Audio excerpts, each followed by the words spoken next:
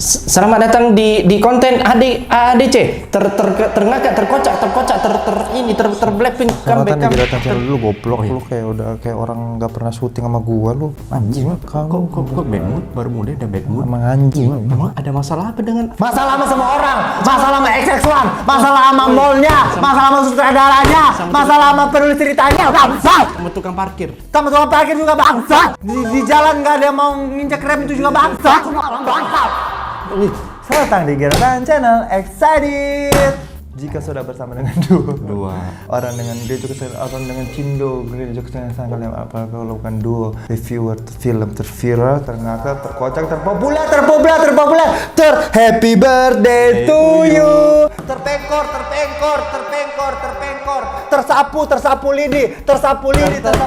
Blackpink comeback.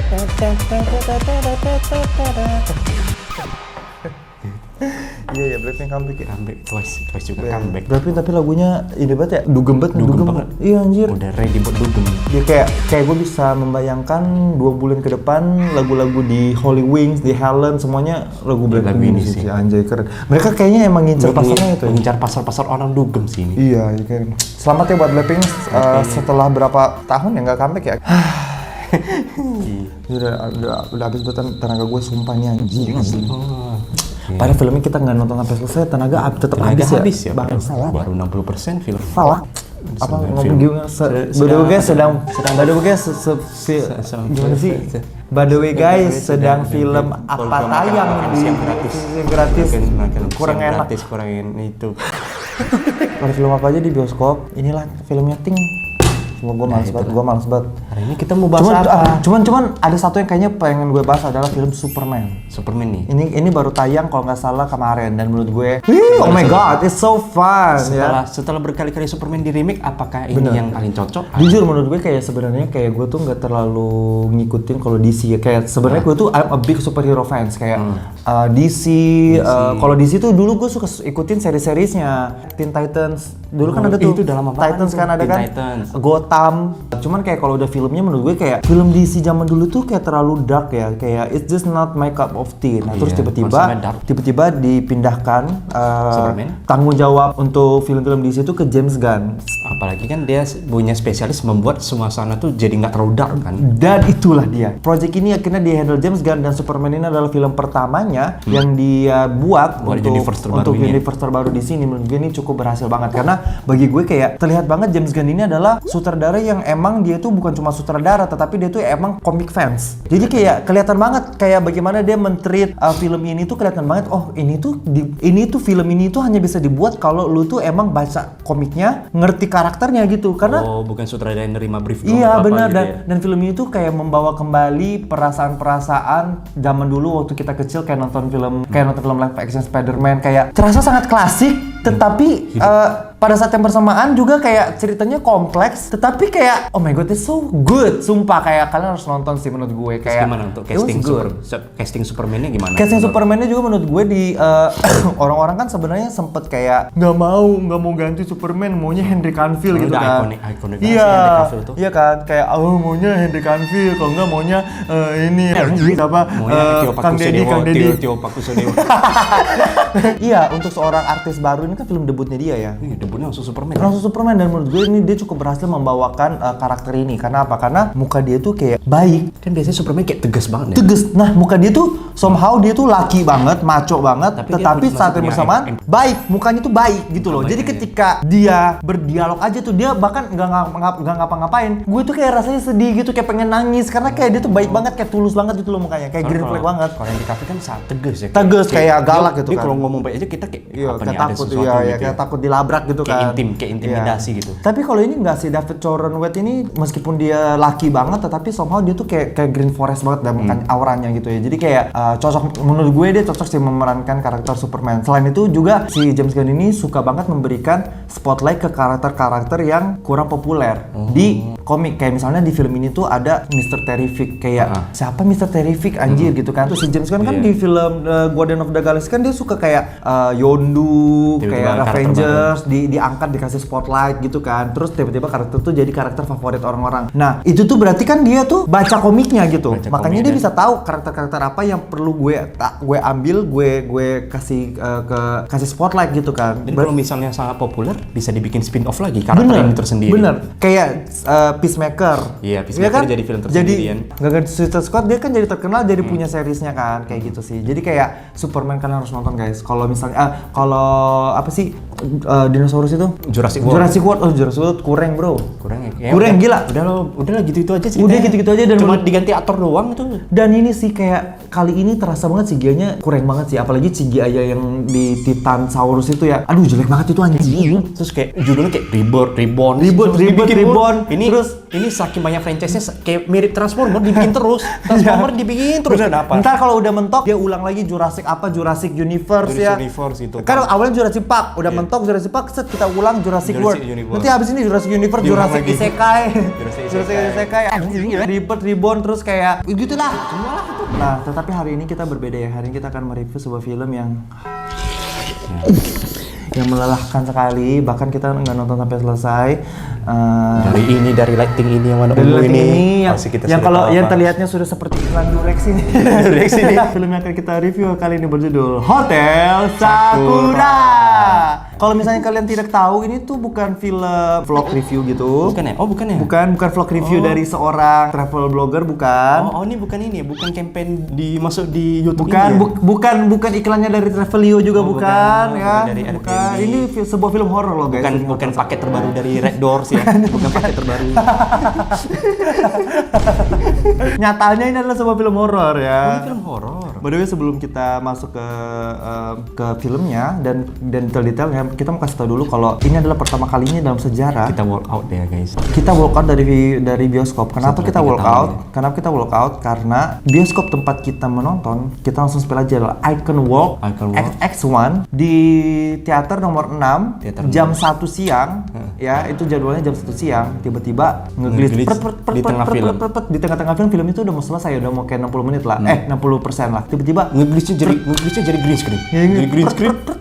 Belum mati anjing. Nah, setelah itu kita nungguin 10 menit 15 menit kayak mungkin diperbaiki atau enggak, masih belum selesai. Terus kayak gue merasa kayak film seperti ini kayaknya tidak layak untuk ditunggu ya. Iya, film seperti ini sepertinya hanya membuang waktuku kalau menunggu ya, karena waktuku lebih penting. Kayak setelah ini acarku banyak ya. Gue mau main sama Leon, mau ke mall. Lebih penting main anjing. Lebih penting main ya, daripada kita nunggu plot twist ini. Kayaknya nggak worth it untuk kita menunggu. Akhirnya kita memilih untuk cabut. Jadi kayak sebuah disclaimer, kita nggak nonton film ini sampai selesai. Hanya 60%. Jadi kita mereview berdasarkan apa yang sudah kita lihat. Jadi ini adalah review 60% film Hotel Sakura. Dan kita juga nggak akan bisa menceritakan detail dan juga menilai, memberikan poin gitu. Karena apa? Karena kita nggak nonton sampai selesai. Karena jadinya kalau kita kasih poin itu nggak bakal objektif ya. Terus takutnya nanti ada plot-plot yang sebenarnya udah di review tapi kita nggak. Iya, jadi kita nggak kelewatan gitu kan. Jadinya kayak ini berdasarkan apa yang udah kita nonton aja gitu ya guys. Jadi kayak kalau ternyata misalnya 3 menit terakhir filmnya bagus, wow, it's our loss. Kita rugi anjing. Disclaimer, kita mohon maaf. Padahal film ini sebenarnya cukup rame ya. Tapi gini. Ini tadi kan film kan jam 1. Kita sengaja datang lama-lama 12.40 lah. 12.40 anjing masih cuma berdua doang. Terus aku pikir 12.40. Kita nunggu depan pintu. Terus aku pikir, ngapain sih nunggu jam 1 film kayak ini? Mending langsung buka aja gak sih? Langsung play gitu ya. Terus gue bilang, tungguin kali, siapa tahu kayak menit terakhir. Di menit-menit terakhir, di 2 detik terakhir ada penonton jatuh dari langit brut gitu kan. 2 tiket. Iya, 2 tiket jatuh kan. Gitu ya. Superman landing ya. Jadi pas filmnya udah mau mulai, udah jam 12.58 tiba-tiba 12.59. Dari atap. Jadi kayak last minute war ya. 2 tiket Hotel Sakura. 2 tiket Hotel Sakura, satu baris full. Berarti beneran 12.59 tuh 1 menit sebelum filmnya dimulai. Tiba-tiba banyak kan segerombolan anak muda. Kayak itu segerombolan OSIS deh, kayak OSIS gitu. Iya, kayak OSIS. Naik satu baris duduk gitu. Itu OSIS yang izin ke sekolah kalau mereka tuh mau rapat OSIS, ternyata malah nonton ya. Iya, malah nonton. Akhirnya apa? Akhirnya kena azab. Kena azab kan kita yang kena azab bangsat yang gitu. keseret juga gara-gara dulu. Hotel Sakura diproduksi oleh Christo Damar Alam, Rahul Mulani, Fadi Iskandar, Hera SKP, Navy Vilani. Buset, 5 produser anjir. Kayak ini ya kayak gathering ya, kayak gathering. Bukan kayak ini, kayak ormas yang ngumpulin dana buat bikin film ya. Bikin 5 film. Kayak mereka ini kayak penanggung jawab gitu ya. Jatuhnya kayak ormas ini. Dan fun fact-nya ini produser dari film Tulan, salah satunya dari produser film Tulan 1613. Makanya ada sedikit unsur buci-buci gay dan lesbi dan pelangi-pelangi ya. Iya, pelangi. Didirektori juga oleh Christo Damar Alam dan juga Rudi Haris Suswanto. Enggak, Rudi Sudjarwo.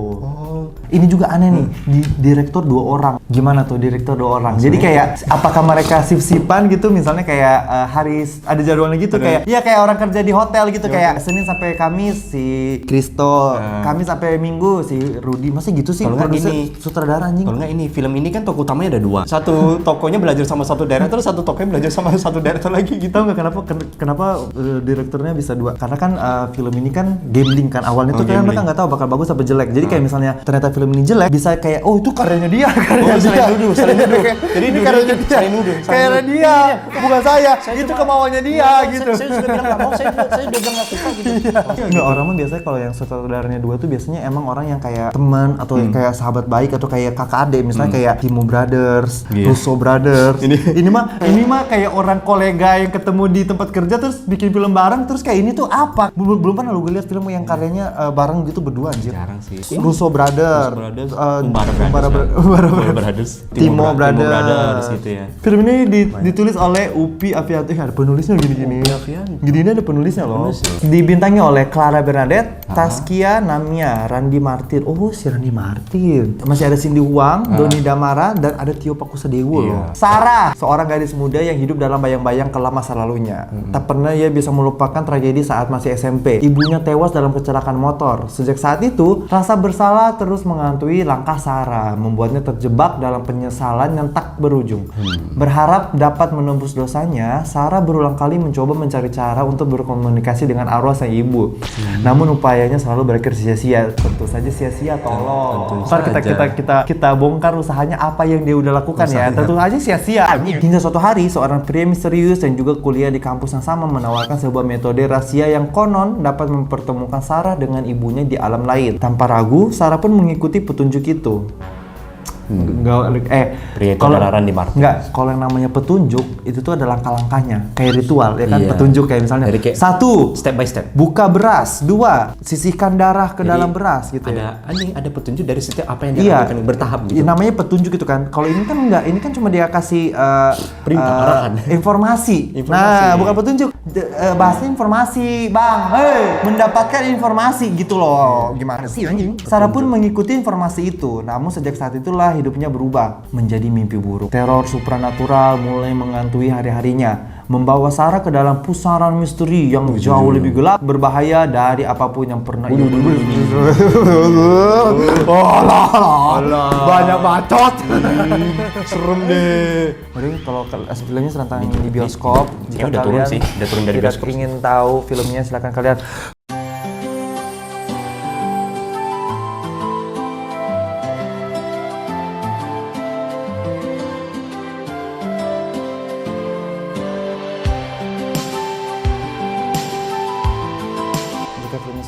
Selesai, kalian silakan balik ke sini dan berdiskusi dengan komentar di bawah.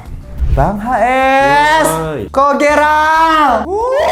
Baru emang gue itu emang udah agak habis ya, karena apa ya, kan hari ini tuh udah ketipu proyektor, ketipu tukang parkir. Yang kedua, tipu parkir. Enggak, maksud gue gini, kayak parkiran di mall, di mall Robo itu ya anjay, maksud gue kayak bisa-bisanya dia minta gue 7.000 anjing. Nggak ada yang terisi juga parkiran lu, depan, belakang, dalam, bawah. Iya, maksud gue kayak nggak pantas sih, tapi ya udahlah 7.000 doang. Terus udahnya mau nonton bioskop masih sempet mau ditipu sama voucher makanan.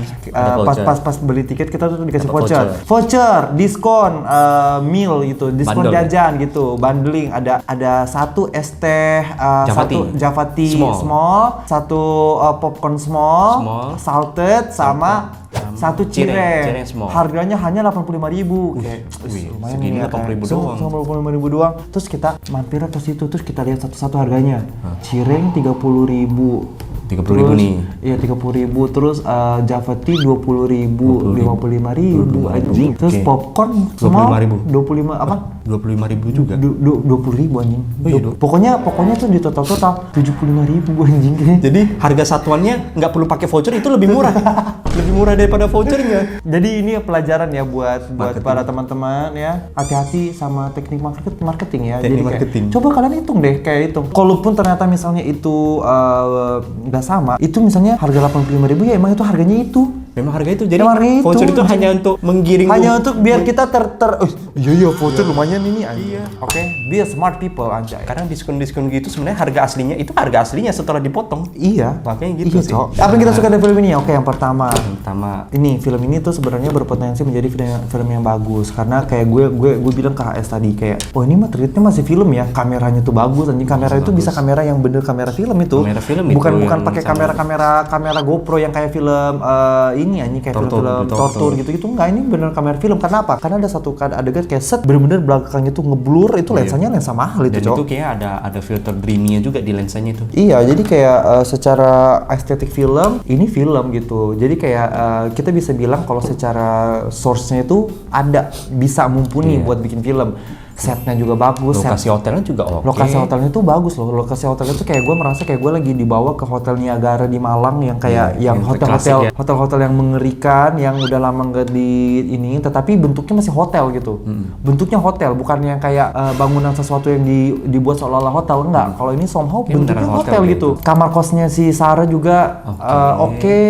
Maksudnya kayak secara set nggak ada masalah. Nggak ada masalah sih sebenarnya ya. Nah, yang masalah adalah selain itu masalah semua. Selain itu masalah semua sih. Bukan cuma di filmnya, sampai ke bioskopnya masalah.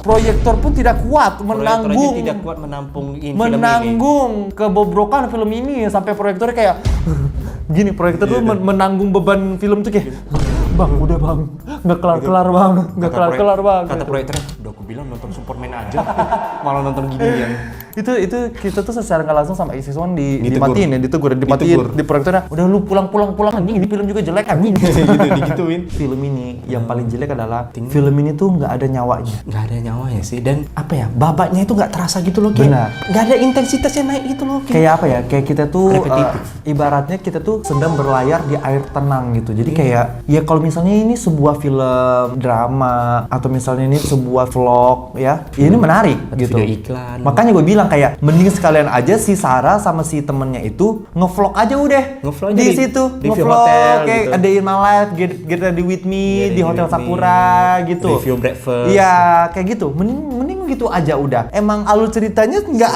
ada emosinya gitu. Nggak ada apa ya? Iya tuh kayak berlayar ke air yang tenang, betul. Adegan Mamun panjang banget, tapi paginya cuma bentar, adegan breakfast doang. Udahnya seboring itu didukung dengan nggak tahu sih ini salah aktornya atau salah aktrisnya atau salah siapa, atau mungkin mereka diarahkan sutradara yang seperti itu, tetapi nggak ada emosinya. Kenapa gue bilang nggak ada emosinya? Lu lihat ya, si cewek ini lagi berak, si temannya Sarah ini lagi berak, tiba-tiba di depannya ada muncul hantu cewek di depan mukanya. Dengan kondisi mati lampu. Bukan di jauh sana loh, bukan. Di depan mukanya breng gitu. Dan dia cuma gini, lari. Udah. Dan masih sempat benerin celana. Aduh, masa sih harus aku contohin, Kak. Gini kata Sia. Ini dari aktor 4 detik ya, dari aktor 4 detik.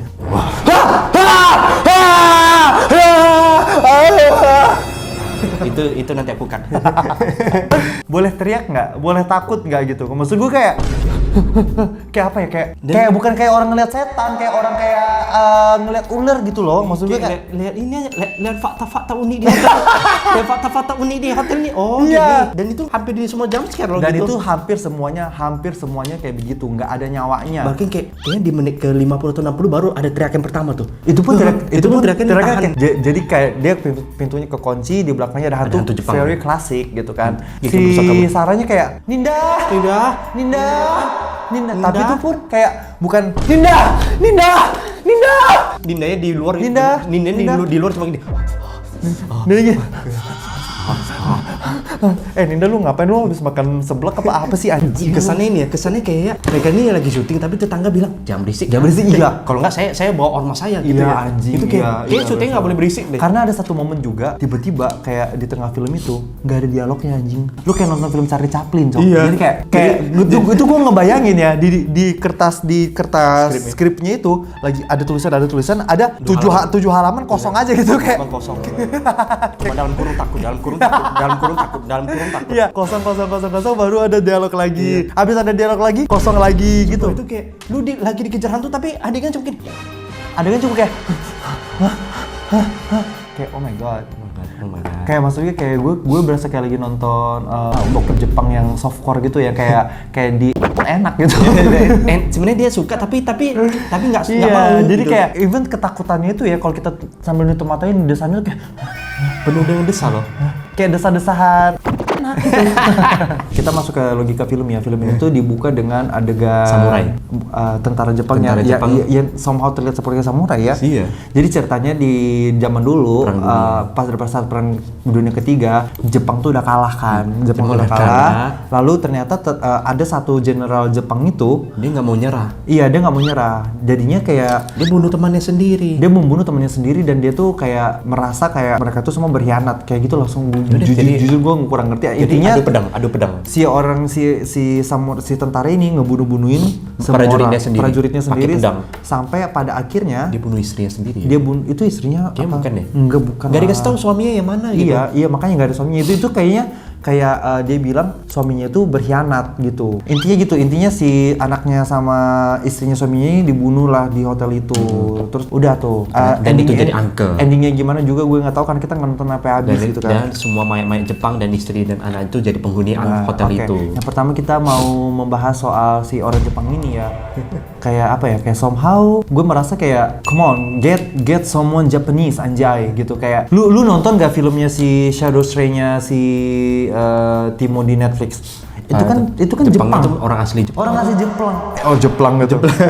Bahkan ya di adegan cameo-nya aja yang cuman seuprit, itu orang Jepang beneran. Itu orang Jepang bener. Si Lucas tuh jadi cameo. Oh, Lucas ya? Lucas Will. Iya. Itu adegan dia cuma merokok sambil kayak ngomong ke mafianya, Yakuza nis, berdis. Tapi dia karena dia orang Jepang banget, itu terasa banget Jepang. Kalau ini enggak, ini tuh kayak apa ya? Orang Jepang yang udah lama tinggal di Indo. Kalau enggak kayak orang guru les Jepang. Oh iya. Iya. Jadi kayak dia mengubah mukanya jadi Jepang aja gitu. Kayak nggak udahnya kayak nggak bisa acting, kayak sengaja banget ya kita tuh mau dikereng-kerengin gitu ya. Sengaja dia tuh banget mau kereng-kerengin kayak Nippon. Enggak sih anjing, gue tuh ngeliat lu tuh kayak apa ya, kayak lu pernah nggak sih ke lomba cosplay ya? Ke lomba cosplay wibu. Nah, cosplay wibu tuh biasanya kan ada kayak lomba-lomba cosplaynya tuh kayak mereka berdialog dulu kayak atau nggak beratraksi kan. Tapi mereka bangga dengan diri sendiri tapi tidak di mata orang gitu. Kayak gitu. Mereka tuh merasa keren padahal sebenarnya kayak enggak, lu wibu gitu kayak kayak gitu. Enggak, lu wibu. Nggak, jadi kayak gitu perasaan gue itu kayak gitu. Jadi kayak Nippon Ojo geng Rihata gitu. Hawanya ke gue tuh nyampenya adalah dia berusaha banget buat mengkereng-kerengin dirinya, mengkeras-kerasin dirinya padahal sebenarnya kayak enggak natural terlihatnya itu sih. Orang itu cuman apa? Cuman bawa samurai. Pedangnya pun juga kayak ya udah pedang, bukan yang pedangnya panjangnya sampai 2 meter enggak. Ini pedang yang buat jaga-jaga aja. Itu kayak senjata terakhir lah kalau lu kehabisan senjata gitu. Kalau pedangnya yang sampai 2 meter kan musuhnya di depan ya bisa tuh ditusuk ya. Kalau ini enggak, pedangnya cuy ya pedang aja gitu. Ada pedang gitu. Tetapi bisa-bisanya itu kan rumahnya ceritanya itu kan rumahnya pejabat ya. Itu hotel perwira tinggi. Cerita itu tempat tinggalnya pejabat Jepang, perwira tinggi Jepang. Ibaratnya kayak menteri-menterinya Jepang pada zaman itu tinggalnya di situ. Masa yang ngejagain itu tentara nggak dibekali pistol anjing? Masa nggak ada? Minimal di laci pasti ada senjata rahasia gitu. Di sini loh.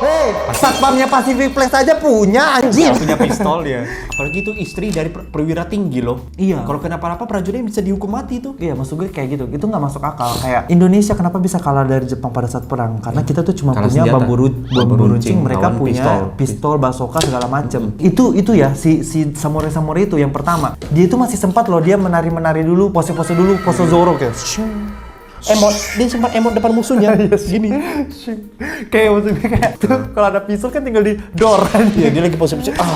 Ya udah selesai. Udahnya dia tuh cuma satu orang. Tentara yang maju satu-satu. Ada 4 kayaknya total. Minimal kerumunin zret gitu. Iya. Udah selesai. Apa strateginya? Masa strateginya satu jaga depan, satu jaga ruang tamu, satu jaga kamar mandi. Jadi kayak dia udah gampang banget dibunuh. Mending satu lawan 4 langsung gitu. Iya. Udah itu di situ udah ngada-ngada banget tuh.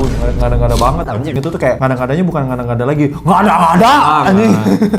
Akhirnya istrinya mati, langsung hotel Sakura. Langsung ke Masaska. Ada yang berikutnya adalah si Sarah lagi kuliah. Yang juga ini kuliahnya tuh ngomongin di semua agama tidak ada yang tidak mencatatkan makhluk supernatural. Semua agama mencatat makhluk supernatural. Terus kata Randi, tetapi ateis juga ada, Bu. Percaya juga ada makhluk supernatural. Terus kayak kata si Sarah, bagaimana Ibu bisa? Jadi menurut Ibu percaya mereka nyata. Terus kata Ibu, saya di sini bukan untuk membuktikan, saya hanya untuk menjelaskan dalam versi akademis. Di belakang ada yang jawab, Randy Martin ngomong gini. Semua ada. Semua. Mereka bener ada.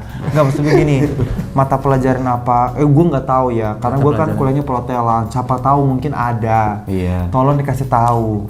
Karena gue penasaran. Mata kuliah apa dan jurusan apa yang membahas makhluk supernatural dari berbagai agama. Dari berbagai agama. Apakah mungkin itu filsafat atau mungkin kayak sosiolog atau apa? Tolong dikasih tahu ya. Ada nggak mata pelajaran yang membahas? Karena ini bener-bener yang dibahas itu doang. Habis itu istirahat. Dan istirahat semua orang pergi, tersisa ternyata di balang Randy Martin masih berdiri. Kamu percaya hantu? Kamu percaya kan? Kamu percaya kan, Sarah? Gak, maksudnya urusan lu apa, Randy Martin? Urusan lu apa? Udah pada pulang, urusan lu apa? Hey. Sampai dia tuh ketemu dulu sama temennya. Iya. Si Tasya ini, ini teman baiknya. Yang somehow di desainnya tuh kayak mereka tuh kayak pacaran ya. Sumpah. Kayak sangat intim gitu. Kayak si Tasya ini kayak cowoknya, Sarah ini ceweknya. Betinanya. Iya, terasa banget loh. Karena si Sarah itu yang kayak ngejagain dia, ngasih dia surprise, nyetirin. Dia nyiapin semua rencananya. Iya, gitu. Terus kayak diselimuti sama dia. Iya, les boy gitu. Tapi nggak masalah. Selama ceritanya bener, mau dia backgroundnya dia suka sama cewek atau dia ngapain, gua nggak peduli. Yang penting lu bikin ceritanya bener. Bikin cerita bener. Mau produsernya mau selipin propaganda apa bebas lah. Iya, mau misalnya lu sama kambing misalnya kan. Tapi kalau ya udah misalnya kayak bisa dijelasin kayak udah gitu, bisa diterima gitu. Udah tuh, akhirnya si Sarah bilang, enggak, di kafe itu kan lagi cerita-cerita. Kita sudah coba berbagai cara, ritual. Enggak, gitu. Belum. Terus dia dilihatin Randy Martin dulu. Oh, Randy Martin ikutin sampai ke kafe. Randy Martin ikutin sampai ke kafe. Terus dia ngeliatin Randy Martin begini. Terus Randy Martin ngeliatin dia. Terus dia pakai headset. Masalah gini. Lu kalau ada orang melirik, bukan berarti lu pakai headset. Solusinya bukan lu pakai headset. Solusinya adalah lu pindah tempat. Atau enggak lu samperin, "Mas, ada masalah apa ya?" gitu. Iya, ya jadi kan? kalau ada yang melirik dari kejauhan, solusinya kalau ada yang melirik dan lu nggak nyaman nih, solusinya dia pasang headset, anjay gitu. Atau mungkin bisa pasang headset tetapi pasangnya ke mata tek gitu. Tapi jadi kan nggak lihat gitu. Tapi somehow dia pakai headset itu, dia pasti delete. Beneran pergi loh. Solusinya berarti bener. Enggak. Randy Martin ini beneran pergi setelah dia lihat pakai headset. Ya, pakai headset dia. Gitu dia begitu. Udah tuh, ternyata mereka ketemulah di depan gedung di depan kafe itu. Terus si Randy Martin bilang kayak, "Kamu tahu gerbang Aku tahu. Kamu percaya sama kayak aku. Aku melihat banyak kehilangan dari matamu. Ini dia kasih kertas gitu. Iya, alamat gitu ya. Saya bertemu adikku di sini. Kamu tahu kan tentang Kimi no Hime? Gerbang. Kamu tahu kan tentang Kimi Hime? Itu adalah gerbang alam gaib gitu. Alam gaib. Saya bertemu adik saya di hotel ini, di tempat ini. Dikasihlah itu sama dia. Nah, terus si Sarah ini minta ke si temennya, si Tasya itu untuk temenin dia. Terus kayak kata temennya gini, "Kita sudah coba banyak hal. Sarah, udahlah. Mungkin ibu kamu tuh nggak mau dicari. Mungkin ibu kamu tuh udah tenang di surga. Lagi pula kita udah coba segala hal. Kita udah ke Toraja, ikutin upacara. Kita udah dengan suku Dayak. Kita udah ke Gunung Salak. Nggak, maksud gue gini. Tolol. Malu matinya di Jakarta. Lu nyarinya ke Toraja. Nyarinya ke Kalimantan. Orang hidup aja belum tentu dia di Jakarta, belum tentu dia ke Toraja, apalagi orang mati anjing. Arwah mana yang mati di Jakarta? Aku mau melayang di Kalimantan deh gitu. Ya jelas gak ketemu dong. Halo.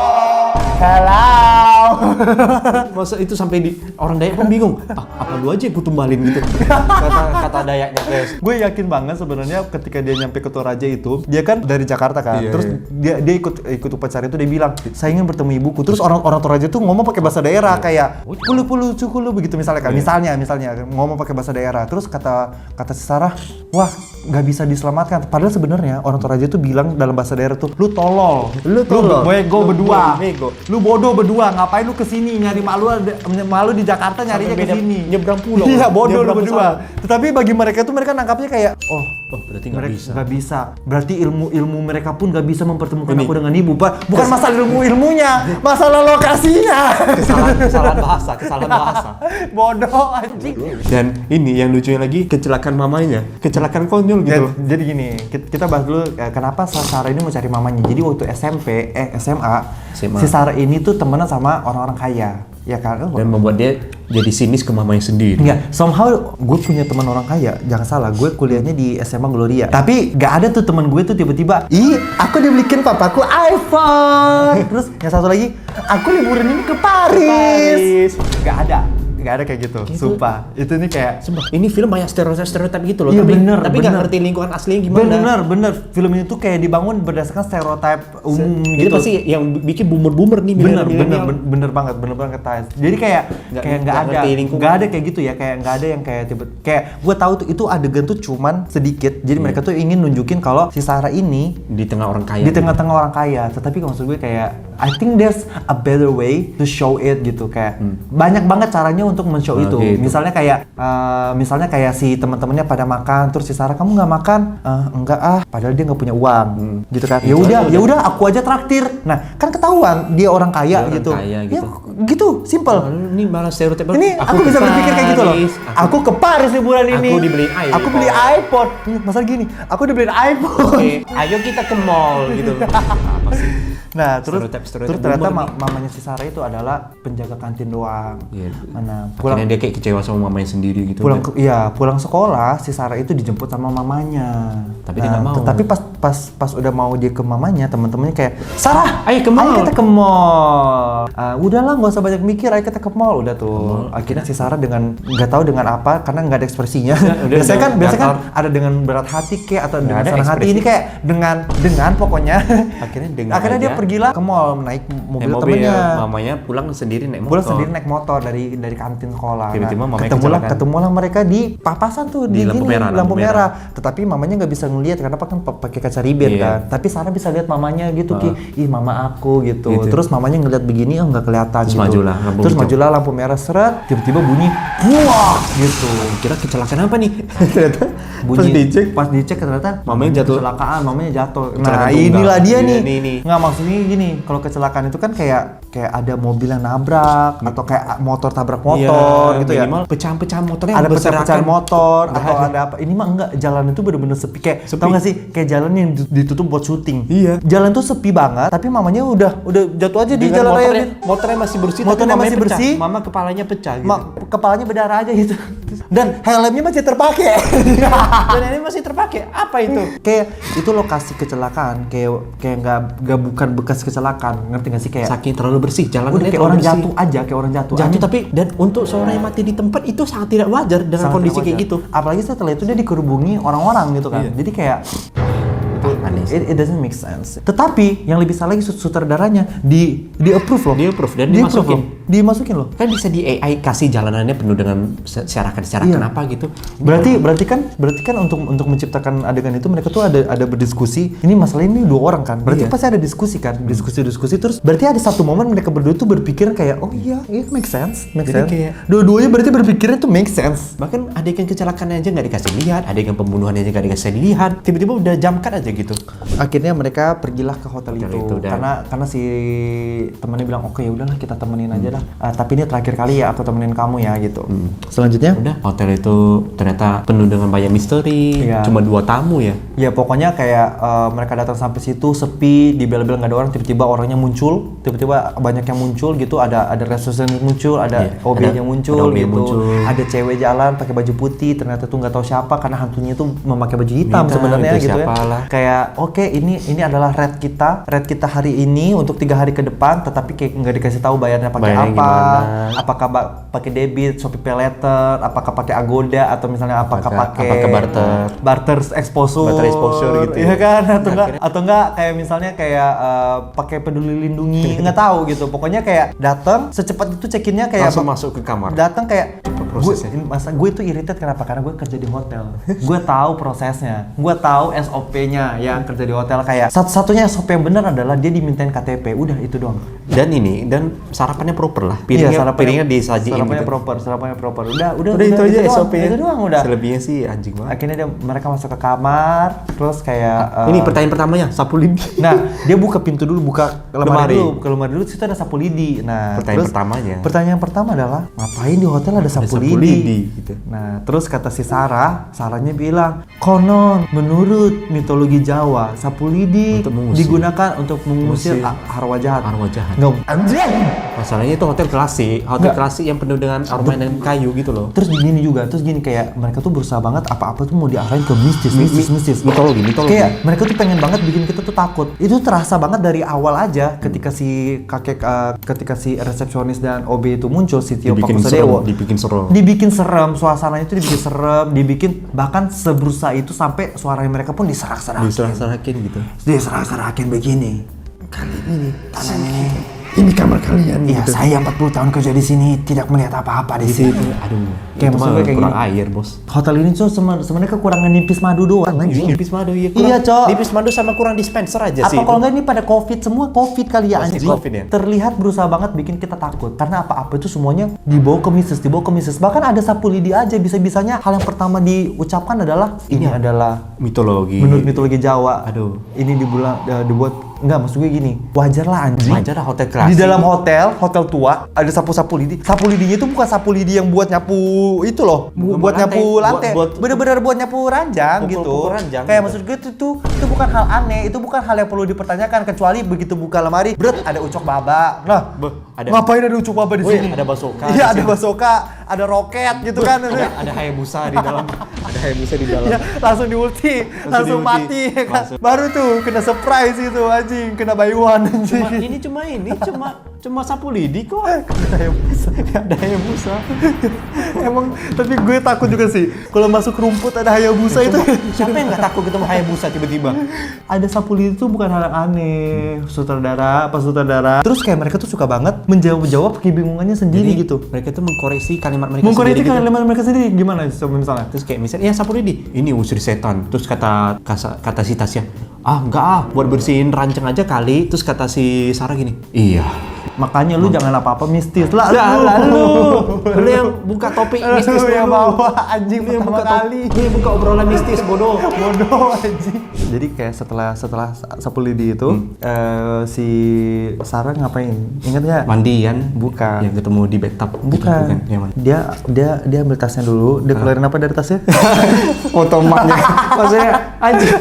Masa lu mau nginap ke hotel lu bawa foto emak lu sendiri gitu? Anjing kayak apa sih? Kayak dia bawa fotonya di frame gitu, dia taruh di samping lemari gitu kayak. Tau gak sih itu tuh adegannya tuh kayak orang yang baru pindah tempat kerja di kantor. Terus kan kalau dia harus bawa foto kenangannya, foto apa? Di film Amerika kan biasa kayak kalau pindah tempat duduk di kantor kan mereka dapat kotak baru gitu kan. Nah, terus mereka waktu pindahan mereka ada foto-foto keluarganya, ada foto pacarnya. Nah, itu sama kayak si Sarah ke hotel. Masalahnya ini bukan pindahan, ini nginap. Nah, gue pikir awalnya kayak mungkin itu bagian dari ritual ya. Mungkin biar arwah sekitar tahu ini biar siapa ini. Bagian dari ritual, siapa tahu nanti foto itu digunakan untuk kayak apa kayak ritual dibakar, ternyata ya udah emang kangen aja. Ternyata enggak. Emang cuma buat dia pegang setiap malam gitu. Gini-gini doang. Kayak tak ingin berpisah aja sebenarnya. Kayak pada itu posisi udah ada HP loh, kayak ya udahlah di HP aja gitu. Ya habis itu dia mandi, udah mulai ada gangguan di kamar mandi, terus gangguan di lemari, gangguan di kamar itu gitu. Dan ketika dia mandi itu dia dikagetin setan dengan dia yang enggak kaget dengan data. Dia kaget ternyata dia dikasih spray sama pacarnya. Sama Tasya dikasih surprise ulang tahun. Itu nggak tahu apa. Kupikir wah pasti ada sesuatu nih melakukan ritual di ulang tahun atau apa. Iya, ternyata nggak ada juga. Ulang tahunnya kayak emang lagi ulang tahun aja kebetulan. Tasya peduli aja. Iya. Tasya peduli aja. Kayak ternyata kayak si Tasya kasih gelang. Nah besok paginya tuh ketika mereka lagi breakfast mereka gelangnya mau dicuri ya. Nggak, ini dulu mereka ditanya dulu sama si resepsionis, gimana tidurnya malam tadi? Nyenyak Pak gitu. Gimana tidurnya tadi? Itu harus serak gitu ya. Kan orang staf hotel harus serak kan. Gimana tidurnya tadi malam? Terus kata si temennya, oh nyenyak Pak, cuman agak bau apek ya gitu. Terus kata si Sarah tanpa basa-basi tuh. Emang gue suka yang Sarah to the point nih. Langsung to the point. Pak, ada makhluk lain, ada orang lain selain kita ya? Ada orang lain selain kita ya? Ada yang lain selain kita ya? Orang lain. Saya sudah hidup 40 tahun di sini. Saya tidak pernah melihat apapun gitu. Ternyata di sisi lain, di sana itu si OB-nya itu terlihat seperti ingin mencuri gelang. Ya, tetapi nggak jadi. Malah ternyata si OB-nya itu bilang ketika dia lihat Sarah pakai gelang itu, dia bilang kayak, kamu lepas gelang itu dan kamu cepat keluar dari sini. Cepat keluar. Tidak aman, kamu lepas gelang itu gitu. Jadi kayak gelang itu kenapa kita juga nggak tahu sampai akhir karena kita udah keluar ya. Terus si Sarah jadi curiga kenapa OB ini tahu banyak. Akhirnya dia cari tahu sama si OB ini. Apa maksud dari kamar itu? Benar. Jadi kayak ketika si OB ini jalan ke dapur dan si OB itu gini-giniin pisau, nggak tahu tiba-tiba aja mencoba creepy. Tiba-tiba iya betul. Mencoba creepy. Tiba-tiba si OB itu kayak ngasah-ngasah pisau. Ini tajamin pisau. Kayak seolah-olah si OB itu kayak punya jiwa psikopat yang bakal ngebunuh Sarah gitu kan. Kayak gue tahu banget itu plot twist-nya adalah dia itu orang baiknya kayaknya. Pasti dia orang baik ya. Iya. Tapi mau dibikin dia jadi jahat. Mau dibuat dia kayak jadi serem dan jahat dulu itu. Kayak terus sih kata OB-nya kayak tidak ada kamar 8. Tidak ada kamar nomor 8 di sini. Kayak tapi teman saya pernah menginap di sini. Bapak tahu kan dia? Terus dia bilang, dia tidak banyak bicara. Dia tidak banyak bicara bla bla bla bla bla. Tapi kayak maksud gue kayak gini, kayak si bapak ini tuh terlihat ingin menjaga kerahasiaan kamar nomor 8 dan kamar nomor 8 tuh kayak sampai nggak ada di pintu itu loh. Kayak di lobi itu kan nggak ada gitu. Kayak tetapi segampang itu dia membuka kamar nomor 8, memberikan akses. Inilah kamar nomor 8 ini. Dan dia menceritakan semua kejadian, semua flashbacknya dengan detail apa yang terjadi di kamar itu. Terus tiba-tiba masuklah si resepsionisnya, dan ketika resepsionisnya masuk itu marah. Keluar. Ngapain kalian sini? Keluar dari sini. Ayo kita keluar. Nah maksudnya kayak ini kan jadi kayak kontradiktif. Kontradiktif kayak. Jadi kamar ini beneran mau dirahasiakan atau memang mau sengaja dikasih lihat gitu? Kudunya kalau gue jadi sutradara ya, mendingan biarin aja Sarah cari tahu sendiri apa rahasia di kamar nomor 8 gitu. Kayak kalau enggak dia cari tahu, dia mau curi kunci pintunya gimana. Dia cari kayak ambil pintu kayak. Kan itu hotel tua nggak ada CCTV-nya. Jadi kayak konfliknya itu nggak cuma setan tapi pengurus hotel itu juga gitu. Tapi ternyata kayak maksud gue kayak ini tuh mereka tuh pengen main gampang banget kayak dengan cara kayak si OB-nya yang menjelaskan sendiri kamar. Enggak sih, menurut gue tuh kayak kok itu jadi aneh karena kamar itu bener-bener kamar yang sakral banget loh. Kamar yang sakral. Kenapa sakral? Karena di situ dibunuhlah si ibu sama anak itu, di situ dibunuhnya. Sebenarnya film ini tuh hampir mirip sama film Panggonan Wingit yang Luna Maya. Iya benar. Tentang hotel juga. Cuma bedanya itu Jepang aja. Bedanya arwah penasaran ini Jepang bukan Belanda. Kalau Panggonan Wingit kan Belanda. Kayak Belanda yang nenek-nenek itu kan. Jadi kayak maksud gue kayak gue tahu kayak sebenarnya kayak film ini melenceng dikit aja itu bakal jadi sama Panggonan Wingit gitu. Jadi mungkin sutradaranya berpikir kayak oke, gimana cara kita buat plot twist biar gak terlalu mirip gitu. Tapi ternyata kayak malah makin jelek anjing. Makin melenceng kemana-mana. Makin konyol sih. Makin konyol ya gitu bener sih. Terus akhirnya setelah mereka keluar itu di kamarnya itu si temannya tuh lagi diganggu karena Tasya lagi. Iya, dia dilihat di kaca ada bocil. Terus bocil di cermin gitu. Iya, terus Tasya keluar kamar. Dia keluar kamar terus dia manggil Sarah. Terus kata Sarah tadi, bodoh. Itu hotel cuma kalian berdua loh. Hotel cuma kalian berdua. Kenapa lu harus sus? Anjing kayak seolah-olah takut kedengaran rahasianya ya. Takut ini tamu lain terganggu. Gak ada anjing. Seolah-olah kayak rahasianya takut terdengar kayak gini. Aku punya rahasia gitu kayak nggak ada. Itu waktu cuma lu sama Tasya doang. Kayak maksud cok. Itu lagi tuh mencoba creepy, mencoba misterius. Iya anjing. Udah Tasya akhirnya nginep di. Aku nggak tahu gimana ceritanya. Akhirnya dia ketiduran di kamar 8 dan gangguan sudah semakin banyak. Itu yang udah mulai detik-detik ini videonya ngeglitch deh. Ya pokoknya pada akhirnya malam kedua itu si Sarah ini ngotot pengen tidur di kamar nomor 8 karena dia udah mulai mimpi mamanya segala macam. Mulai banyak isekai, banyak mimpi dalam mimpi. Jadi dia tuh mimpi, pokoknya dia tuh nginep di kamar nomor 8 sementara di kamarnya sana si temennya diganggu hantu anak kecil. Ganggu. Ini hantu anak kecilnya pun cuma mama. Sama si mamanya Ana-chan. Dia cuma gini, dia nggak mendekat loh, dia cuma gini. Ana-chan. Terus anak kecilnya mama. Mama. Terus di saat itulah proyektor mulai cringe. Proyektornya mulai itu ada video di sini. Iya, proyektornya pun mulai menyerah. Proyektor aja mulai cringe dengan dialog itu. Ada adegan mereka berhasil kabur, mereka udah ke hotel, ternyata mereka ngelup, pokoknya Jadi ngelup. Harusnya mereka sudah di kos, Di tapi hotel, ternyata kembali ke hotel lagi. ketika bangun paginya mereka ke situ lagi, bukan mereka, cuma si Sarah doang. Iya, Sarah. Pokoknya ngelup. Terus si Sarah ada satu adegan Sarah tuh jalan dalam kegelapan, tiba-tiba ada cahaya, jebret. Itu tuh isekai moment. Isekai moment, sumpah. Demi apapun itu tuh isekai moment karena di situ ada penyesalannya ya. Kayak ada teman-teman SMA-nya kayak, "Ayo Sarah kita ke mall, kita ke mall." Gitu kayak apa ya, kayak neraka gitu ya. Kayak recall penyesalan dia aja gitu. Bener. Jadi kayak itu tuh isekai, pokoknya isekai deh. Udah akhirnya Sarah mau gimana pun dari kos, dia akhirnya kembali ke dunia hotel itu lagi. Green screen, ada green screen. Wih, apa nih? Ada efek editingnya. Green screen. Gue sampai bilang ini keren banget. Ini kalau keren ternyata banget ya. sebenarnya kayak jangan dia buat ini tuh editing. efeknya gitu kayak klek. Ternyata kayak itu tuh bagian dari filmnya. Ternyata emang bagian dari proyektor. Bagian dari proyektor. Terus bro, loh kok ada staff di situ yang lagi walkie talkie? Oh, apa kita lagi di prank sama tim sosmednya? Apa ada tim sosmed datang nih? Nggak ada, ternyata memang proyektornya rusak. Iya. Disitulah filmnya berakhir. Disitulah kita tuh nungguin 20 menit filmnya tuh kayak proyektor tuh kayak nggak hidup lagi. Jadi kayak gue merasa kayak kelamaan waktuku berharga gitu. Yang menjadi masalahnya adalah kayak ketika film tuh seru dan ada gangguan seperti itu, orang akan marah. Iya kan? Lu bayangin misalnya Superman aja lu lagi nonton Avengers di tengah-tengah jalan tiba-tiba mati proyektornya, apa lu nggak marah orang karena lagi seru? Lagi seru-serunya. Soalnya itu kan butuh ini, build dari menit awal gitu kan. Film ini ketika itunya mati gue kayak udah mati. Oh, udah. Mau itu di end pun sebenarnya kita nggak apa-apa juga sih. Iya, jadi kayak udah mati. Udah jadi mati. Kayak nothing tulus aja udah. Nothing tulus. Iya, Kayaknya kita nggak rugi sih kalau ada yang spoiler nanti di bawah. Tolong kayak pokoknya kita tuh terakhir nonton itu si Sarahnya itu kembali ke hotel itu, pokoknya dia bersembunyi di bawah tangga sampai gini-gini. Udah itu terakhir itu ya. Jadi tolong yang udah nonton Hotel Sakura, tolong banget yang sudah pernah nginap di Hotel Sakura komen di bawah ya. Reviewnya tolong. Iya. Ceritakan itu endingnya gimana. Tapi mau politisi selera apapun kita kayak bacanya oke.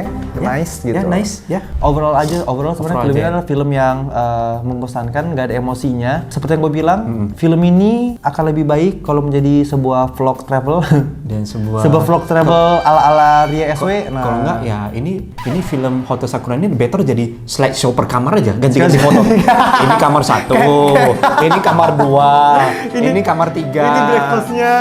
Ini breakfastnya kayak slideshow. Ini promonya. Terus sih bisa kayak, tuh lu nonton sambil dipijit aja gitu. Oh gini kamarnya gitu. Gini pakai lagu-lagu alam gitu ya. Alam gitu. Terus biasa foto kanan ada resepsionis gini. Ada foto resepsionis. Terus foto ke depan ada OB gini, OB hotel gitu. Enggak, lu pernah gak kalau di hotel buka TV pasti slideshow profil hotelnya. Terus foto ke 10 ada kolam renangnya, ada resepsionis lagi gini, tapi beda pose, ke kiri sekarang, gitu. Gitu aja. Itu lebih menggambarkan Hotel Sakura ya. 1 jam bisa Hotel Sakura. Itu lebih menggambarkan Hotel Sakura ya. Jadi ada foto rooftop, semua bagian dah kalian fotoin. Itu lebih menarik sih. Jadi HS aja kayak gitu ya. Gitu ya guys. Untuk rating nggak bisa di rating karena kita nonton sampai habis karena kalau kita rating nggak bakal objektif ya. Jadi kayak objektif guys. Sebenarnya gue tuh nggak tahu siapa yang disalahkan, apakah ini yang disalahkan bioskopnya atau memang sutradaranya atau semesta lagi menegur kita atau emang semesta karena ini kita nggak pernah sampai walk out ya, bahkan tortur aja kita nonton sampai habis loh. Sampai jumpa di video kayak gitu ya. By the way, jangan lupa juga dicek channel HS ada apa ya. Ada podcast Puci dan pulau Jawa terbaik. Ya mungkin kita ketemu di film selanjutnya. Banyak banget sebenarnya, ada Desa Cabang Mayit bulan ini, ada Sihir Pelakor, ada Kitab Sicin. Banyak banget dah film ini yang bakal tayang. Kita ketemu di film berikutnya guys. Sampai ketemu di video berikutnya. Bye bye.